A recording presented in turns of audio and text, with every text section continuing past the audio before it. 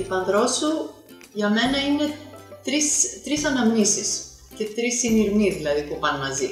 Η πρώτη είναι το πάθος ενός καταστηματάρχη που ήρθε στο γραφείο μας εδώ στο Δήμο με την έμπνευση να κάνει κάτι εκεί.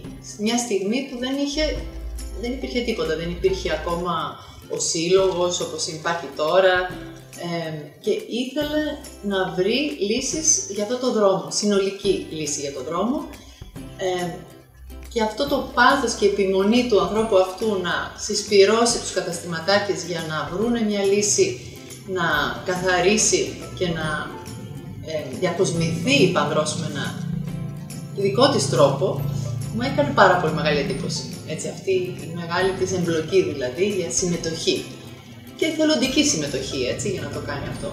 Αυτό ήταν το ένα. Το δεύτερο είναι ένα βράδυ που μαζί με την Νατάζα την Παγάνη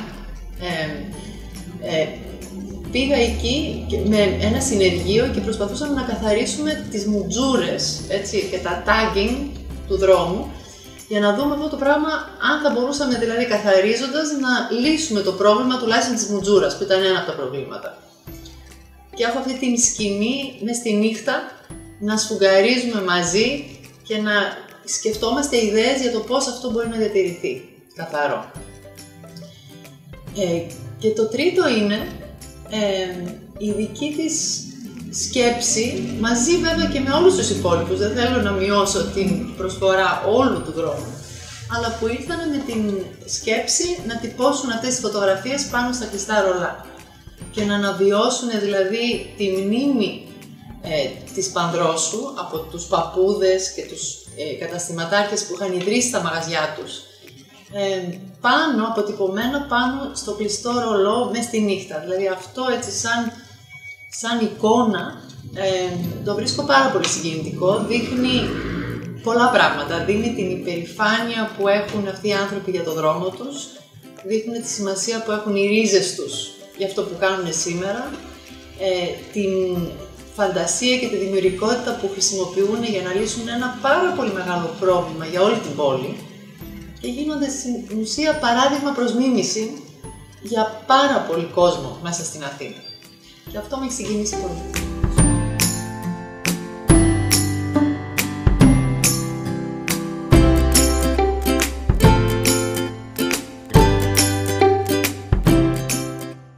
Το ιστορικό κέντρο της πόλης μας, τόσο οικείο αλλά και τόσο άγνωστο, καθώς φαίνεται ότι δεν γνωρίζουμε όλες τις πλευρές του.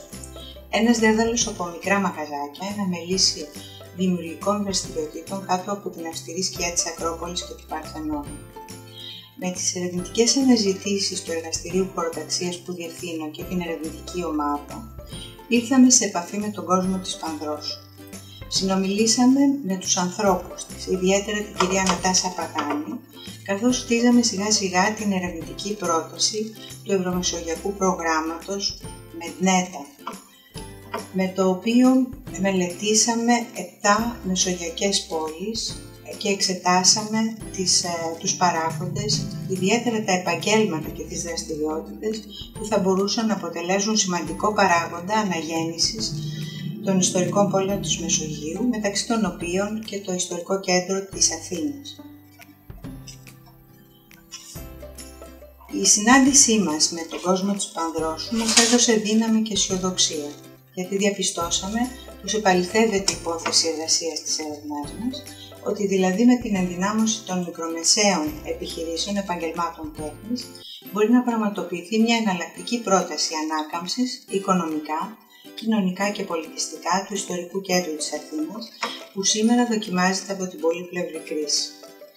Η αγορά της Πανδρόσου, που δημιουργήθηκε με την υποστήριξη της Γενικής Συνομοσπονδίας Επαγγελματιών, Βιοτεχνών και Εμπόρων, αποτελεί σήμερα ένα δημιουργικό σύμπλεγμα μικρομεσαίων ή και οικογενειακών εμπορικών και βιοτεχνικών επιχειρήσεων, κοσμημάτων, ενδυμάτων, δέρματος, παραδοσιακών μουσικών οργάνων και κεραμικών. Η αγορά Πανδρόσου ενεργοποιείται και εφαρμόζει καλές πρακτικές στους τομείς του εμπορίου, της ταυτότητας της πόλης, τη συμμετοχική οικονομία, το branding της πόλης. Ευχόμαστε να συνεχίσει με αισιοδοξία και επιτυχία το έργο της. ο περίπατος στην πλάκα και το μοναστηράκι ήταν πάντα ελκυστικός. Σαν παιδάκι με τους γονείς, μετά από βόλτα στην Ακρόπολη, στην Αρχαία Αγορά, από ψώνια, αργότερα σαν μαθήτρια λυκείου, μετά από καφεδάκι, στον Πλάτανο, στην Μνήση Κλέους, κατέβαινα τον πεζόδρομο της Πανδρόσου μέχρι το μοναστηράκι, πήγαινα για δίσκους. Τότε ήταν ένας πολύ ωραίος δροσερός δρόμος, ευχάριστος, με πολύ ωραίο χρώμα και μου πούμε ταξίδια μακριά από την πόλη, σαν να μην ήμουν πλέον στην Αθήνα. Αργότερα, ως επαγγελματίας, είχα την ευκαιρία να αναλάβω την υποστήριξη της οργάνωσης του σχηματισμού των καταστηματαρχών στις αρχές του 2015. Εκεί είδα και άλλες πτυχές του δρόμου. Είδα τα καταστήματα, την ιστορία τους, τις σχέσεις με τις οικογενειακές επιχειρήσεις της περιοχής, τη βιοτεχνία, τη χειροτεχνία, όλο το καλλιτεχνικό και το δημιουργικό κομμάτι της γειτονιάς που δεν του έδινα σημασία μέχρι τότε. Η γνωριμία μου με την ομάδα ήταν μοναδική. Η συντονίστρια είναι ένας άνθρωπος γεμάτος πάθος, ενθουσιασμό και αγάπη σε αυτό που κάνει. Αμέσως κέρδισε το θαυμασμό μου, με κέρδισε την ίδια και δουλέψαμε πολύ όμορφα μαζί. Μαζί της γνώρισα και τα υπόλοιπα μέλη της ομάδας, τα οποία είναι όλα ταλαντούχα, δημιουργικά, με πολύ κέφι και πολύ όραμα και αγαπάνε τον δρόμο και τον βλέπουν όχι σαν ένα κομμάτι ξεκομμένο, επαγγελματικό, μόνο ο τόπος εργασίας τους, αλλά είναι η ίδια η ζωή τους. Αυτό φαίνεται και προς τους, και σε οποιοδήποτε τους γνωρίσει, το μεταφέρουν σε όλο τον κόσμο. Η πρωτοβουλία τους να διοργανώνουν εκδηλώσεις, να έρχονται, να καλούν κόσμο στο δρόμο, να δημιουργούνται αυτές οι διαδραστικές εμπειρίες. Είναι μοναδική ευκαιρία για να συγκεντρώνονται νέοι, γέροι, Έλληνες, ξένοι και να ζουν όμορφα την πόλη τους.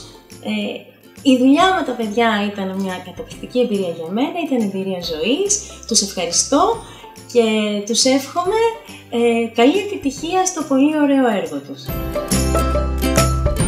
Η συνεργασία της Ένωσης Ξενοδόχων με την Πανδρόσου είναι θεσμική. Νομίζω ότι η πιο σημαντική εμπειρία που έχουμε είναι αυτή των επισκεπτών. Από το 2012 η Ένωση Ξενοδόχων Αττικής έχει ξεκινήσει μια πολύ μεγάλη προσπάθεια ανατροπής της τότε πολύ κακής εικόνας της Αθήνας. Είναι μια προσπάθεια την οποία αγκάλιασε η Πανδρόσου και νομίζω ότι αυτό το οποίο μπορώ να μεταφέρω, που έχει και τη μεγαλύτερη αξία για μένα, δεν είναι τόσο η θεσμική μας συνεργασία που ήταν και παραμένει πολύ καλή, αλλά το feedback που παίρνουμε από όλους τους επισκέπτες που έρχονται. Εμείς έχουμε οργανώσει πάνω από 1.400 τον αριθμό από 2012 σε fan trips, σε συνεργασία και με την Πανδρόσου και με πολλούς άλλους φορείς.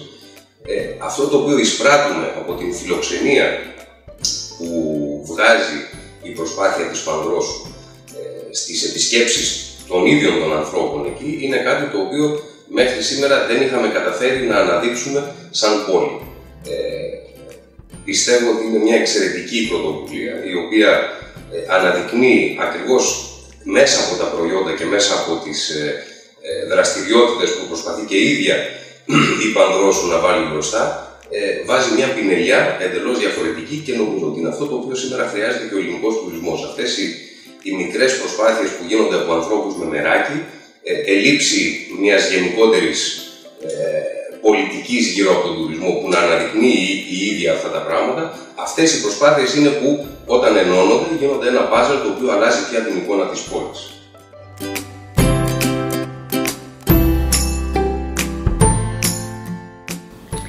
Η Πανδρόσου για μένα είναι ίσως ο ιστορικότερος εμπορικός δρόμος της Αθήνας. Έχει όμορφα μαγαζιά τα οποία σε παραπέμπουν και σε μια άλλη εποχή νοσταλγική της Αθήνας. Αυτό που μπορείς να διακρίνεις και μιλώντας και με τους ανθρώπους και διασχίζοντας την Πανδρόσου είναι το μεράκι και η αγάπη που έχουν οι άνθρωποι για τον ιστορικό αυτό δρόμο και για τη δουλειά τους, η οποία περνάει από γενιά σε γενιά και το πάθος τους να μας μεταλαμπαδεύσουν όλες τις αξίες τους μέσα από διάφορες δράσεις που διοργανώνουν. Η αγορά της Πανδρόσου αποτέλεσε για το ΙΜΕΓΙΑΣΕΒ και για μένα προσωπικά ένα από τα πιο επιτυχημένα εγχειρήματα υποστήριξης συνομάδωσης επιχειρήσεων.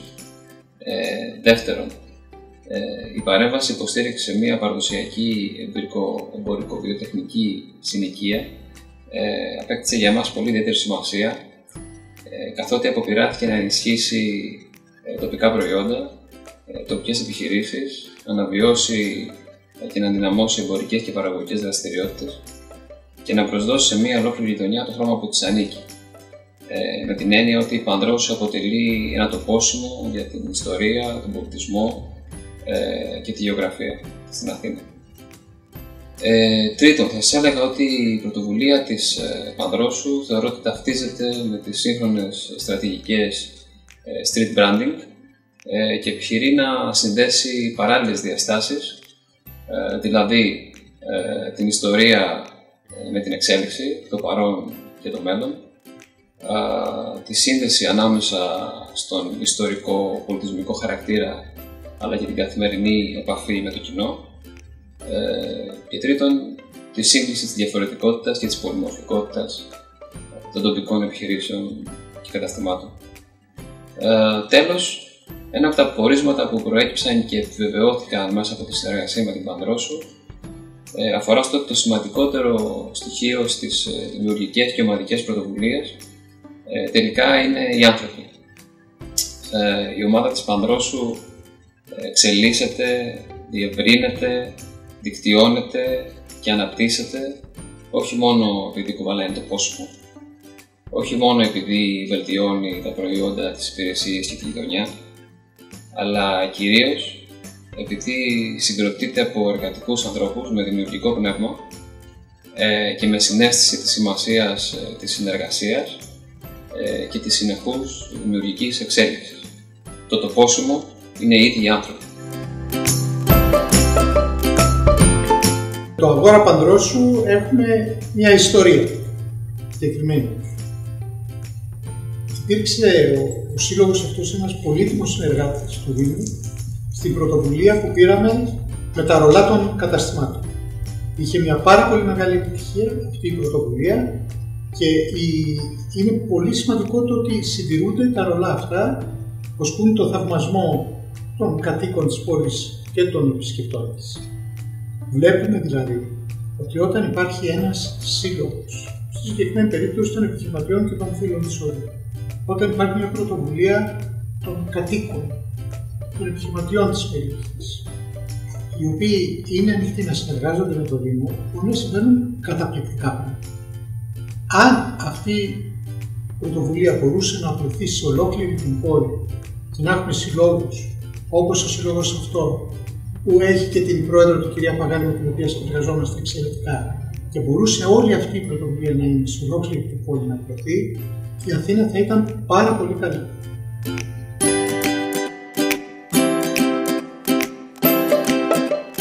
Εγώ είχα εργαστήριο με κεραμικά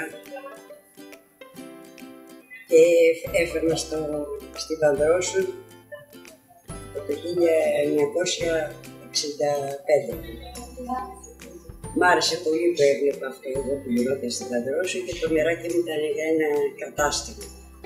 Μόλις το βρήκα, ενθουσιάστηκα πάρα πολύ. Το έφτιαξα με μεράκι, ήταν πάρα πολύ ωραία και άρχισα να το δουλεύω και δεν θα ξεχάσω τι ομορφιά είχε με τους τουρίστες. Ήταν πάρα πολύ ευγενέστατη, πολύ καλή και πάτη. Τι να σας πω, είμαστε πολύ δεμένοι, με αγκαλιάζανε, πήραμε τα τσιπουράκια μας, περνούσαμε πάρα πολύ ωραία, σαν να είμαστε μια οικογένεια με τους τουρίστες. Ήταν πολύ όμορφη η εποχή εκείνη. Εγώ την ιστορία της Πανδρόσου δεν την ξέρω τόσο καλά. όσο ξέρω την ιστορία εδώ πέρα του χώρου μας, ο οποίος είχε σχέση με τον Πανδρόσου, διότι ο χώρος αυτός στην κατοχή ήταν κέντρο διαφυγής των καταζητουμένων από τις δυνάμεις του άξονα, ήταν κέντρο διανομής τροφίμων, ήταν τότε στα δύσκολα χρόνια. Ήταν σημείο όπου και οι κατατρεγμένοι της Πανδρόσου ήταν εδώ πέρα για κάποιο χέρι βοήθειας ή για κάποιο συσίτιο ή για κάποιο μία ανθρώπινη, ας πούμε, παρουσία που θα τους έδινε κουράγιο να συνεχίσουν. Λοιπόν, αυτή ήταν η ιστορία στην κατοχή, αλλά μετά πήρε μία τροπή το κτίριο σαν κτίριο γραφείων και αποθηκών εμπορευμάτων, μέχρι ότου μπόρεσα εγώ, πήρα το κτίριο αυτό στον έλεγχό μου, να το ενώσω με την Πανδρόσου. Θα μιλήσω για την παλιά Πανδρόσου. Η παλιά Πανδρόσου και το πάνω κομμάτι της Πανδρόσου, γιατί πάντα έτσι το λέγαμε, το οποίο είναι από την Καπνικαρέας μέχρι την πλατεία Μητροπόλεως. Το πάνω κομμάτι της Πανδρόσου είχε τον Απολέοντα τον Καφετζή, τον Τέλη με τα πριτσολάκια και εδώ την ταβέρνα της Δουλιαγμένης. Ο Ναπολέον ο Καφετζής ερχόταν, μόλις έβλεπε να ανοίγει στο μαγαζί, ερχόταν και σου έφερε καφέ και τσιγάρα χωρίς να δώσει και τίποτα. Ούτε καν καλημέρα.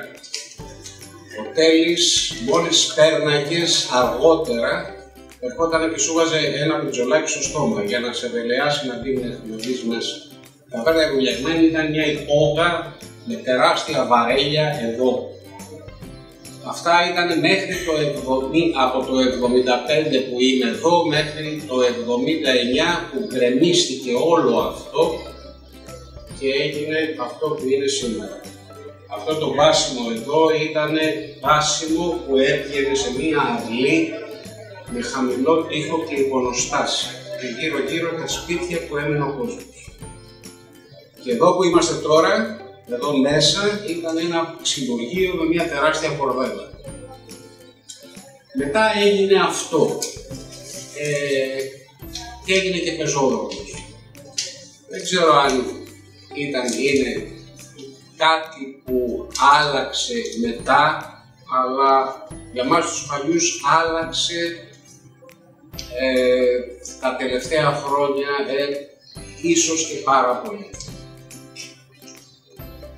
Η Πανδρόσου ήτανε, είναι και θα είναι ένα ορόσημο για τον τουρισμό. Με τα καλά του και τα κακά του. Δεν ξέρω αν υπάρχει κάτι άλλο. Εύχομαι να συνεχίσει να είναι. Ο δρόμος της Πανδρόσου ήταν και λίγο περίεργος. Ήταν το μισό το κομμάτι κάτω που ήταν τα παλιατσίδικα και τα... Από πάνω ήταν κάτι άλλα που πουλάγανε χοντρική νήματα και ιστορίες και ξέρω εγώ τι. Και περνάγανε σιγά σιγά οι εποχές και φεύγαν, αλλάζαν αυτοί και μπαίνανε τουριστικά, καθαρά τουριστικά.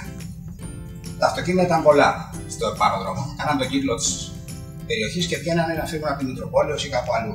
Δεν ήταν πεζόδρομος. Και πάνω, από την Αιώλ μέχρι την Μητροπόλεως. Έγινε γύρω στο 80 και κάτι. Λοιπόν,